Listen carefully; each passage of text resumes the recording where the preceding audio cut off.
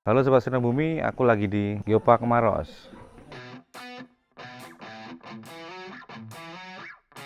Di barat daya Sulawesi, bumi membuka halaman purbanya. Menara-menara karst Maros bangkit dari tanah seperti dua batu yang membentang ke langit. Sunyi, agung, dan nyaris tak tersentuh waktu. Setiap lekuknya menyimpan gema masa lalu.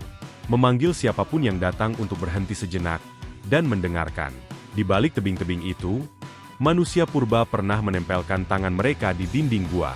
Jejak berusia 50.000 tahun itu bukan sekadar gambar, pesan bahwa mereka pernah hadir dan menyatu dengan kerasnya alam Kars. Oke Sobat Sinar Bumi, aku lagi di Maros ya, di Geopark Maros, tepatnya di Ramang-Ramang. Kita akan lihat di sini ada Kars ya.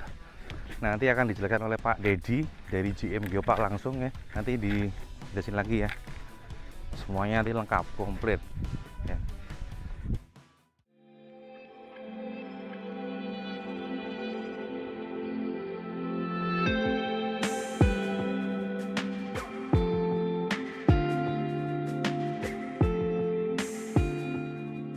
Kita Geopark Maros Pangkep ini terdiri dari dua kabupaten, dan di sisi kita sekarang berada dalam salah satu geosite yang menjadi uniqueness dari kawasan Geopark Maros Pangkep dengan landscape kars di kawasan Ramang-Ramang. Jadi bisa kita lihat di belakang saya ini ada landscape kars dengan umur 50 juta tahun yang lalu, yang kemudian merupakan formasi dari batuan limestone, formasi Tonasa, dan kemudian sangat indah karena ini menjadi salah satu the spectacular tower cars yang ada di dunia. Geopark Maros Pangkep kita inisiasi 2015, kemudian menjadi nasional di Geopark di 2017 dan diusulkan ke UNESCO di tahun 2020 dan ditetapkan oleh UNESCO sendiri tahun 2023 yang lalu. Jadi belum lama, dan karena ini adalah proses revalidasi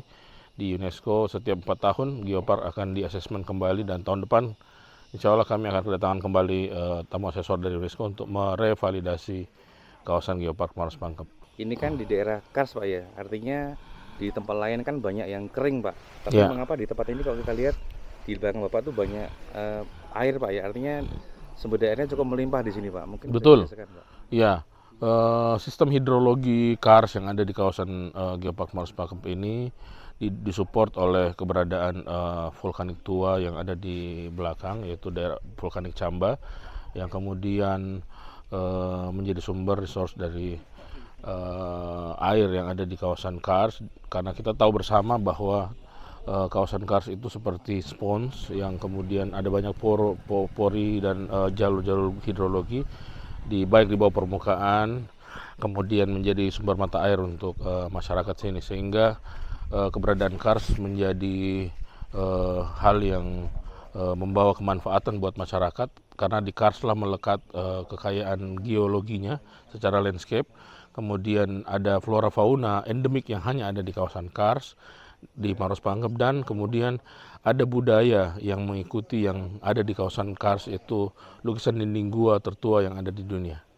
Itu menjadikan kawasan ini menjadi salah satu kawasan yang memiliki nilai internasional. Geopark ini adalah salah satu konsep pengelolaan kawasan yang berkelanjutan, di mana motor utama dari gerakan ini adalah geologi. Geologi yang bernilai internasional adalah hal yang menjadi patut dikedepankan, kemudian menjadi kebanggaan kita semua para geologis yang kemudian dulunya mungkin banyak bergerak di bidang eksplorasi, dan ini Geopark ini adalah salah satu jalan baru untuk kemudian menjadi seorang geologis yang juga memahami konsep konservasi melalui pendekatan sumber daya resource geologi yang ada.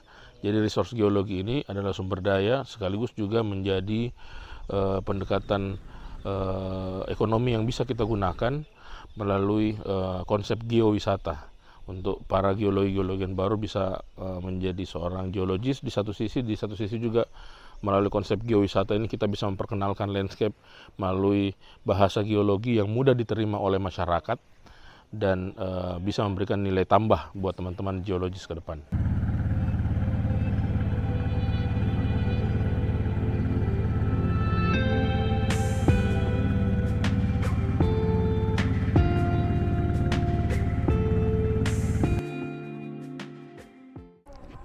guys, sekarang kita lagi di tempat yang kedua. Itu namanya kalau nggak salah tadi Leang-Leang ya. Nah ini tuh merupakan tempat yang kedua juga dari Geopark yang ada di Maros. Tadi kan kita baru dari Ramang-Ramang nih. Nah dia tuh masih sama satu batuan dengan masih satu litologi lah. Karena di sini juga ada batuan kars. Mau lihat? Nih. Nah setelah itu kita juga akan ke dalam. Nanti ada tour guide-nya juga. Di dalam itu kita akan melihat jejak manusia purba. Oke, mau ikut? Sini. Di Leang-Leang, kita tidak hanya melihat lukisan. Kita melihat keberanian manusia pertama yang mencoba mengabadikan dirinya. Kita mendengar bisikan bahwa mereka pernah hidup dan mencintai bumi yang sama yang kita pijak hari ini. Leang-Leang bukan sekadar situs arkeologi. Ia adalah jendela jiwa manusia pertama Nusantara. Jejak abadi bahwa sebelum kata-kata diciptakan, seni sudah lebih dulu berbicara. Selling point ini adalah site yang paling tertua. Jadi di sini yang paling pertama kali ditemukan bukti kegiatan manusia prasejarah. Makanya di tahun 80-an Leang-Leang ini dijadikan sebagai tempat di mana orang bisa menyaksikan sisa-sisa dari manusia prasejarah tersebut. Jadi umurnya ini di umur kisaran Eosen, ya, Miosen sampai Eosen di formasi Tonasa. Jadi kalau di geologi regional, kalau kita lihat dia masuk dalam kelompok formasi batuan gamping, batu gamping Tonasa. Seperti itu. Jadi sama, dari Ramang-Ramang sampai ke sini penyebarannya Kabupaten Maros Pangkep. Seperti itu. Kita ini bentukan landformnya. Kalau kita lebih dikenal dengan tower karsnya. Kalau di gunung, ya tower kars. Jadi kita berupa dom-dom. Kalau lihat dari pesawat tuh kelihatan seperti onggok-onggokan gunung kan, bukit. Nah, itu jadi pembentukannya agak berbeda dengan yang di Gunung Sewu. Gunung Sewu kan formasinya banyak sampai 1000-an. Kalau di sini kan tidak sampai. Kita lebih banyak di cave sebenarnya. Begitu. Jadi bentukan landformnya yang membedakan Gunung Sewu dengan Maros Pangkep. Pembentukan. Kalau di sini batu gampingnya lebih pejal. Makanya preservasi dari gua itu lebih bertahan lama. Seperti itu. Pilar dari Geopark ini adalah geoheritage, biodiversity, dan cultural diversity. Kalau dari sisi geologinya tentu kita dulu harus lihat di mana peninggalan dari geologinya bisa kita reserve.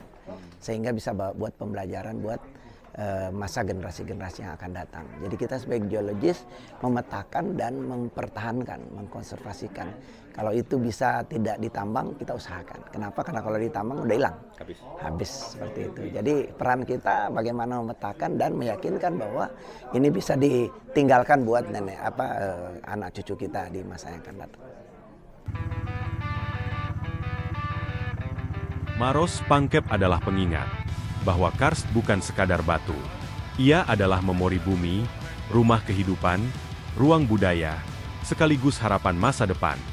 Inilah Geopark Maros Pangkep, warisan dunia yang hidup, yang berdenyut, dan yang menunggu untuk terus dijaga. Mari sayangi bumi, salam Sinau Bumi.